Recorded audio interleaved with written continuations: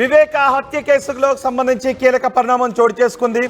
వివేక హత్య కేసులో ఇప్పుడు కదలిక కూడా వస్తుంది. దస్తగిరి కంప్లైంట్ చేశాడు. దస్తగిరి ఫిర్యాదు చేయడంతో కొంతమందిపై కేసులు కూడా నమోదు చేసిన పరిస్థితి కనిపిస్తోంది. దస్తగిరి వివేక హత్య కేసులో ప్రధాన నిందితుడిగా ఉన్నాడు.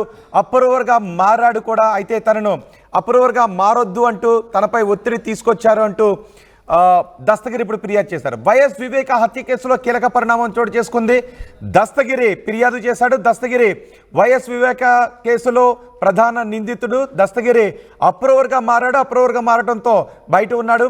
అయితే దస్తగిరి తనను అప్రూవర్గా మారొద్దు అంటూ కొంతమంది తనపై ఒత్తిడి తీసుకొచ్చారు అంటూ 2023లో తనను ఇబ్బంది పెట్టారు అంటూ ఇప్పుడు ఫిర్యాదు చేశాడు. దీంతో కొంతమందిపై కేసు నమోదైంది. వివేక హత్య కేసులో నిందితుడిగా ఉన్నారు దేవిరెడ్డి కుమారుడు చైతన్యరెడ్డి. గతంలో Pulivendula DSP Nagaraju, CI Eshwaraiah, central jail superintendent వీళ్ళందరినీ ఇప్పుడు నిందితులుగా చేర్చినట్టుగా తెలుస్తోంది. అంటే దస్తగిరిని అప్రూవర్గా మారొద్దంటూ వేధించిన కేసులో వీళ్ళందరూ ఇప్పుడు నిందితులుగా చేసినట్టుగా తెలుస్తుంది. డిఎస్పీ నాగరాజును, ఈశ్వరయ్యను, సిఐ ఈశ్వరయ్యను, సెంట్రల్ జైల్ సూపరింటెండెంట్ ప్రకాష్పై కేసు నమోదు చేశారు. తనను అప్రూవర్గా మారొద్దు అంటూ 20 కోట్ల రూపాయలు ఆఫర్ చేసినట్టుగా దస్తగిరి ఇప్పుడు ఆరోపిస్తున్నారు. దస్తగిరి ఫిర్యాదుతో కేసు నమోదు చేశారు పులివెందుల పోలీసులు. ఇప్పుడు చర్యలు తీసుకునే అవకాశం కూడా ఉన్నట్టుగా తెలుస్తోంది. గతంలో అనేక మలుపులు తిరిగింది వైఎస్ వివేక కేసు. అనేక మలుపులు తిరిగింది.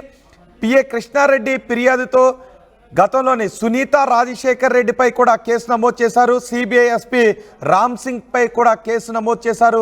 అనేక మలుపులు తిరిగింది. ఎన్నికలకు ముందు అనేక మలుపులు తిరుగుతూ వచ్చిన ఈ కేసు ఎన్నికల తర్వాత ఏమవుతుందో అనే చర్చ పెద్ద ఎత్తున జరిగింది.